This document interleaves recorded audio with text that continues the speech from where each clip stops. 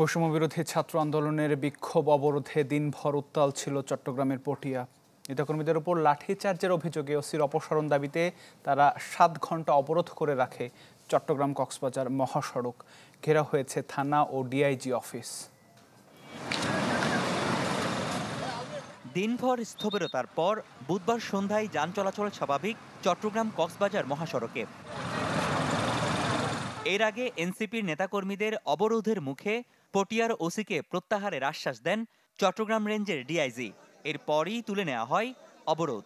আমাদের প্রতি আন্তরিকতা এবং আমাদের প্রতিশ্রুতি দিয়েছে যে আগামীকাল দুপুর 12টার মধ্যে যথাযথ ব্যবস্থা নেওয়া হবে। এই ঘটনার সাথে সংশ্লিষ্ট সবাইকে এবং ওসিকে সহ প্রত্যাহার করা হবে। ঘটনার সূত্রপাত মঙ্গলবার রাতে। দীপঙ্কর নামে নিষিদ্ধ ছাত্রলীগের এক নেতাকে ধরে পুলিশের হাতে তুলে দিতে পটিয়া থানায় যান বৈষম্যবিরোধী ছাত্র আন্দোলনের নেতাকর্মীরা। তাদের অভিযোগ, ছাত্রলীগ নেতাকে গ্রেপ্তার না করে পুলিশ শিক্ষার্থীদের লাঠিপেটা করে। এতে আহত হয় অন্তত 20 জন। ঘটনার প্রতিবাদে সকালেই থানা ঘেরাও করে বৈষম্যবিরোধী কর্মীরা। আর বেলা 12টার দিকে ইন্দ্রপুল এলাকায় অবস্থান নিয়ে চট্টগ্রাম কক্সবাজার মহাসড়কে বন্ধ করে দেওয়া হয় যান চলাচল। তারা দাবি তোলেন ওসি জাহেদ নূর সহ 2 কর্মকর্তাকে অপসারণের। প্রথম দফা হামলা হয়েছে, দীপঙ্করকে গ্রেপ্তার করার জন্য আমাদের ছেলেরা পুলিশকে বলল, পুলিশ তাকে গ্রেপ্তার করবে না। প্রথমে আঘাত করা হয় আমার বন্ধু তৌকির, বৈষম্যবিরোধী ছাত্র আন্দোলন চট্টগ্রাম দক্ষিণ জেলা সদস্য। তাকে আঘাত করা হয় এবং তাকে টেনে হিচড়ে থানার ভিতরে ঢুকিয়ে ফেলা হয়। এই যে 40 জনের উপর 300 জনের লাঠিচার্জ এবং বাজেভাবে যে হামলা করা হলো, এটা যে এক প্রকার মব, সেটা ওসি কোনোভাবে বুঝে উঠতে পারছে না।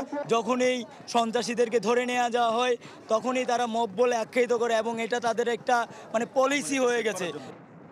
বিকেলে ঘটনাস্থলে যান সেনা সদস্যরা।